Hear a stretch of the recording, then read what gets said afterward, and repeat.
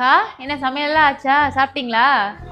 உன்கிட்ட சொல்கிறதுக்கு என்ன ரேஷ்மா, அரிசி இல்லை, நல்லா சாப்பாடு ஆக்கலாம். என்னக்கா ஒரு நிமிஷம் இருங்க, வந்துடுறேன். அக்கா இந்தாங்க. ரேஷ்மா அதெல்லாம் வேணாம். அக்கா பிடிங்க. பையன் ஸ்கூலுக்கு என்ன எடுத்துட்டு போனா? கொண்டு போன ரேஷ்மா சாப்பாடு. என்னக்கா ஒரு வார்த்தை சொல்லியிருக்கலாம்ல. சரி போய் சாப்பிடுங்க. ரொம்ப நன்றி ரேஷ்மா.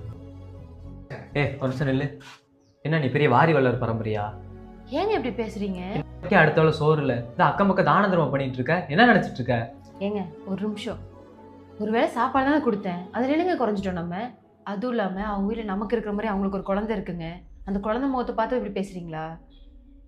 நம்மக்கிட்ட இப்போ இருக்கு பண்ணுறேன், நாளைக்கு நமக்கு இந்த மாதிரி சூழ்நிலை வந்துச்சுன்னா என்ன பண்ணுவீங்க?